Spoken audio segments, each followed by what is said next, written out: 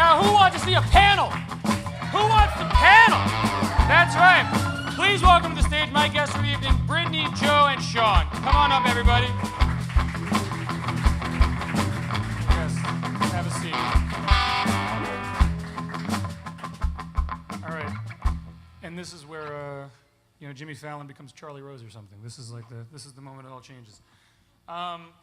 This is something that I'm sure a lot of people in the audience have Googled already, but if you could just, starting with you, Joe, go down the line and introduce yourself a little bit, and also how you got involved in this industry, and I guess, because why the hell not, how you would most simply define blockchain tech.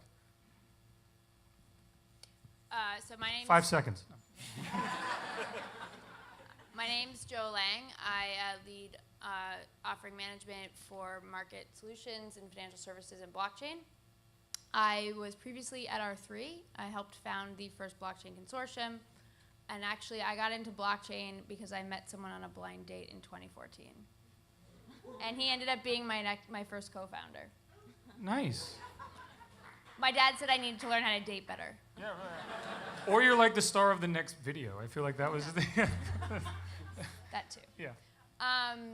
I would say blockchain is certainty and therefore removing the cost of uncertainty, which is the biggest cost driver for pretty much any enterprise, big or small. I'm Brittney Lachlan. I'm a partner at Lattice Ventures. We invest in early stage technology companies, and we believe in the power of network effects, which the blockchain has a number of. So we're super excited about the technology. Prior, I was at Union Square Ventures. We invested in Coinbase, Blockstack, MediaChain, IPFS, and a number of other blockchain companies. So when we first invested in Coinbase, they were the only people that weren't anarchists who came in to pitch us around blockchain wallets. So we got to see very early the people that were building these things and selling a lot of drugs on the websites, the dark web.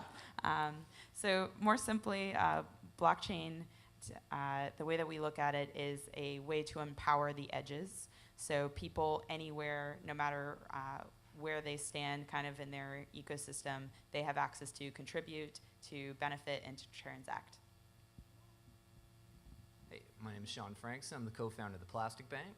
So at the Plastic Bank, we make plastic waste a currency for change, and we're on a mission to stop ocean plastic while reducing global poverty. And we do this by creating systems where we can have reward and incentive systems where someone can just go out in a developing country and pick up the plastic waste that's abundant around them and use it as a way to provide for their families and even pay for their children to go to school. And we create these recycling reward ecosystems around the world where people can act as collectors, people can run recycling businesses, or even just storefronts where anyone can afford what you're selling because you can recycle around you. And we recycle this plastic and we sell it to some of the world's largest companies to use as social plastic. And this is how we have the world's largest corporations help contributing to provide the value in plastic to make it too valuable to enter the ocean. And this is something that we use blockchain as a way of how do we remove the cash and the danger in these recycling systems to have a safe and trusted token-based currency and a token-based exchange system. And if I'm really trying to simplify blockchain, I think it's just a data storage system that's simply the most trusted and secure way to instantly approve and record any exchange of value. I'd say ignore Bitcoin, ignore miners, exchange of value, it's a trust stamp, that's what blockchain is. Nice, look at that. Joe, let's start back with you for a second. The subject for our evening is obviously blockchain for business. Now, who is using blockchain at that kind of corporate level, and how is it being used in the market? So the obvious answer would be the banks and financial services. That's where I am, but we were doing a ton of work, really good stuff with anything from food safety, supply chain, healthcare, government as well. I'd say that it's really changing the paradigm where most costs, as I mentioned earlier, come from the cost of uncertainty. That's why you have middlemen who you supposedly trust more. Now you don't need them because you can trust the information that you're using. We can empower communities at a much lower cost to communicate, transact with each other. You can answer questions such as, do I trust who I'm transacting with? It may not even matter. Do I know where these diamonds come from? Are they blood diamonds? Do I know, is this person even authorized to sell this piece of artwork to me? All of these questions you can start to answer once you have a blockchain network that you have verified. And this completely changes, and I'm excited to see not just how we can fix or, update new businesses, existing businesses, but also change the paradigm and see what comes out of it. And I'm really excited to be a part of that with IBM. Nice. Do you have anything you want to add to that, or? Because Shaun, I have another question for you, buddy.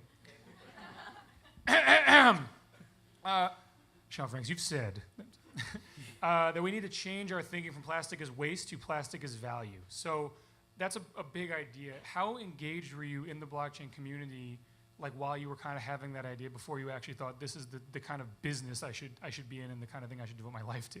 Yeah, we took a little bit of a learn first, act second approach, went around the world, saw what's working, and really when we look at how do you stop ocean plastic, it starts why is it going in the ocean? And I look at, there's really two paradigms that we look at. First, that if you walked into a kitchen and the sink was overflowing, water's pouring on the floor, and all you have is a bucket and a mop, what do you do first? And the answer is you go and turn off the tap. And when we look at ocean plastic, first thing we need to do is turn off the tap. And if we just look at a second idea that if every piece of plastic was worth $5, there would be no plastic on the ground on this planet. The only reason it's going in the ocean is people have that perception that it's waste. So this is when we look at how do we reveal the value in plastic, which then ties into the system of how do we do it globally in a way that we can just put enough money in the hands of the people collecting and remove the risk factors, remove the dangers, remove the middlemen involved that take away from the value that that person gets. And this just, when we're looking at how do we exchange value with trust, provide savings to the unbankable, to me blockchain is the only solution that we have the luxury of just being able to start with the best technology available and do it right from the beginning. Sure, but there's sort of two levels of recognition, right? There's recognizing that waste can be, that what goes in the ocean can have enormous value. And then there's recognizing that there's a kind of immutable transaction network that can underlie that. Has that been a tough sell? I mean, you so rarely hear about sort of organizations that like have two major quasi-impediments as you start. You're changing people's minds about two big ideas right away. Yeah, well, I think it's one that works for our cause because, again, just how do you provide these systems? How do you have corporations put money into something to know there's going to be an impact? How do you have people contribute to a program that's new? And again, this is for us, blockchain is that trust stamp, especially when we're working with an IBM blockchain, we're working at something that can scale to millions of users instantly with trust. Interesting, thank you. Brittney, Lattice Ventures is a network-driven VC firm, and you look for companies developing technologies that are, quote, defensible via network effects. Could you explain a little more about how you shaped this investment thesis and where blockchain, I mean, you touched on this before about the edges, but where blockchain kind of fits into this mission? Yeah, I think one of the things that we get excited about is how powerful technology can be and how much it can actually have an impact on people's lives. Starting this firm, I was kind of sick of seeing more food delivery businesses come up. Like, you can only see 10 pitches in 1 week to realize, like, you don't need that much food delivered. Like, all your meals are covered. So when we were thinking... Fruitrollup.io. Yeah. Yeah. Like, there were 3 different apps that only delivered pizza to you with, like, a click of a button. So we thought a little bit bigger of, where there's still places where technology hasn't touched, where it could actually have a really big impact on people. And we see that as financial services. There are a number of people in the US that have no financial relationship with a bank or a provider. It's hard to access them. There's a lot of infrastructure required. And so that's where we see blockchain could be a really useful tool because it's cheaper to deploy, it's easier to maintain the ledgers. There isn't a ton of auditing that needs to be done because it's already built into the system. So we get really excited to see people building those companies early on so they can eventually serve big corporations. We see that also in other things like being able to provide skills. So labor is one of the largest drivers of GDP in this country. People working, getting paid. So how do you empower everyone to have that same access? We think that the blockchain is a great way to be able to serve your skills immediately, and no matter who you are, what you look like, if you can contribute to the system, you can extract value, which is pretty huge when you think about the impact on diversity, when it doesn't matter how old you are, where you live, or what you look like in order to contribute. Sure. And let's stay with you, and then, but we'll start with you, but this is for the whole group. Let's just pull back for a second. What is the most significant feature / capability of blockchain as you see it right now? What is the industry you're most excited? You spoke a little bit about financial services. Most excited to sort of upend and or improve tremendously via blockchain? Yeah, well, who in here owns cryptocurrency at all? Ethereum, Bitcoin? Yeah, so it's the Wild West out there right now. So I'm sure a lot of people... we also have some government officials in the front row, ladies. You want to keep those hands down. Made money, lost money.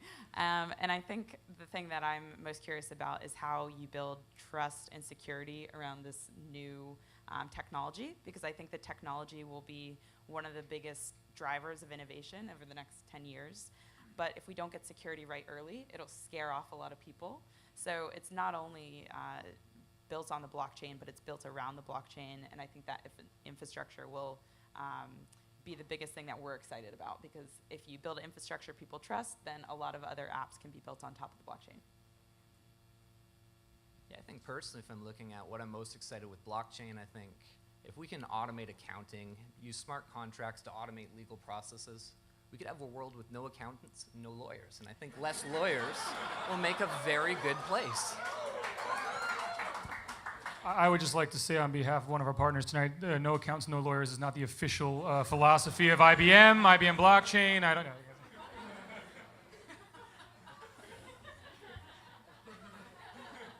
I think there are two major things that I'm excited about. One, I think one of the most important things blockchain has done is it's forced this new era of collaboration and co-opetition, recognition that you can't do things by yourself, and you're probably best off partnering even with your frenemy, which is how I would describe most banks, working together, which is interesting.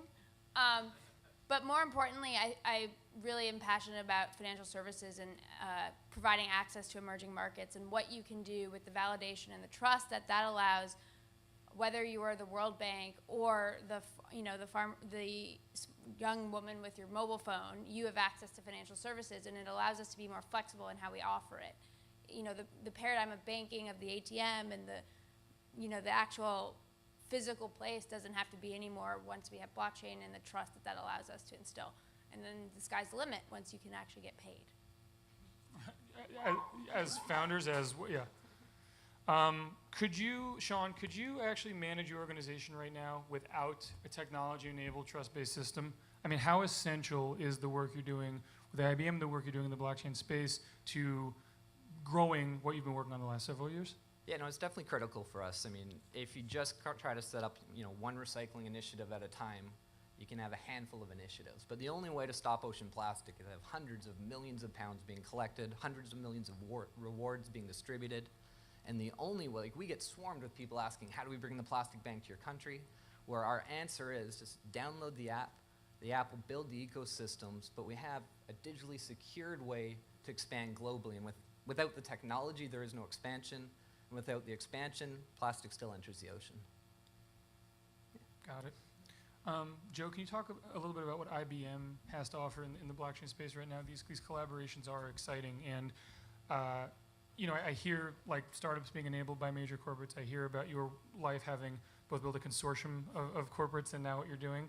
How difficult is it, I guess is my sub-question, after you answered the first one, which is how exciting is it? What are you guys working on? So IBM has been committed to empowering the community, both the industry and the individual developers, with the starting of Hyperledger. We are just launching our IBM blockchain platform in beta, which will allow developers to actually, build and deploy blockchain networks supported by enterprise services. The same supported infrastructure, by the way, that 75% of the world's financial transactions go through today. So I think that's pretty amazing, as well as we have our founder networks where we actually work with these new networks to actually seed them and provide expertise both from a technical standpoint and a business standpoint to not only build the MVPs but to actually prove them, which I think is pretty amazing. And there'll be more announcements. This is only the beginning. I've only been at IBM for 4 months, so stay tuned. We're all judging you. Brittney, how do you think, this is something that I think about a lot in your line of work, how do you think blockchain technology itself can shape or alter the VC industry, right? Yeah. Knowing what we now know about trust, accountability, auditability, and the VC founder relationship, it's so relationship based, it's so based on the openness of a transaction. Yeah. How do you see your job actually being either disintermediated or supported by blockchain? Yeah, it's a great question, and I think a lot of it's being asked in the public right now with ICOs. Everyone familiar with ICOs? Okay. Like initial coin offerings. You know what? Someone who might have wooed it just now is probably an accountant. I'm just saying, Shaun. I'm just saying. We know our audience, yeah, I don't think we'll get rid of lawyers or accountants anytime soon. They'll just adapt to charge us a lot of money for their expertise in this space, which is good, hopefully. So I think with venture capital, what our job is to seed ideas from the beginning when there isn't any proof that it will work. So our type of capital is really important when you need initial capital to build a business. And so as long as there are good ideas or new ideas coming out, I think we'll still be in business. But it definitely changes our dynamic when you can go out to a community you've already built and say, hey, I'm building this project. Do you want to own a piece of it by buying a token? And then just crowdsourcing from a lot of different people. That can actually remove venture capitalists from the equation. You don't need us anymore. I think with regulation changing, that will kind of no longer be the case. I think now they are looking for people to be accredited instead of just individuals. So regulation will make it harder. I think it'll push back to venture capitalists. I think the value add as a VC is being able to help entrepreneurs think about how do you grow a business? How do you scale a team? How do you work in a trustless, decentralized system where no one is your employee per se, but they're contributing to your project? So there's a lot of new questions that I think you're going to want a VC around the table that has seen 10 of these businesses and they have insights that no one else has. So I think you'll see lots of VCs go in this direction slowly. You'll see lots of hedge funds go in this direction with cryptocurrencies. There's a lot of capital moving, and that's usually where we want to be. And we hope that we can continue to build communities around these projects so that they are successful over time, because everyone wins when the ecosystem grows and expands. Nice. I think finally, we often overestimate where we're going to be in 20 years and underestimate where we're going to be in 2 years vis-a-vis technology and technology-enabled products.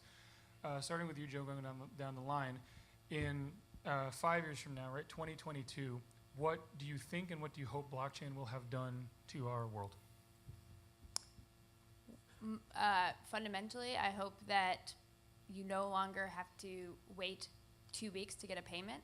And I say that just because it is so complicated, and that I want access to funds to be changing. I want data and data governance to be a given, not a privilege of the fact that you work at a company that actually is a steward of their data, and they use things like blockchain, where then as a result we can actually take advantage of the great leaps and bounds of artificial intelligence and all sorts of things, which until we can trust our data, it's a little dangerous to feed, potentially wrong information to a robot.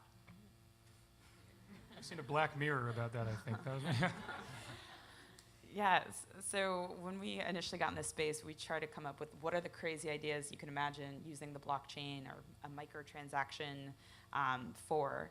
And the thought was driving down a highway in your driverless car and being able to speed past the car next to you because your car has made a contract and negotiated and signed it with the other car saying, I'll pay you, extra coins if you let me pass at this point versus not. So thinking of things like that where the machines can negotiate on our behalf without us ever having to verbalize that transaction, and you can kind of put lots of inputs in the system using a trustless ledger. It doesn't matter if our cars are the same make or model, because they all belong to this ecosystem. So crazy things like that we're excited about. Yeah, I think one of the ones that I'm kind of really excited about, and just we've looked into a lot of different ways that ID and biometrics will play in. And I don't think we're that far away from the day that I am my ID. Like, there is no cards, there is no wallets, there is no credit cards. But I just think of the simple concept of, if you could travel anywhere in the world and you could never get robbed, you could never lose things, you could never have a reason that your passport's gone and you're not in a country because you are yourself. And to me, everything I've seen with biometrics, whether it's eye scanning and all combined, like that's something blockchain can be used to just redefine what we consider ID, period. Interesting. Well, thank you so much, panelists. Thank you, guys. Round of applause for them.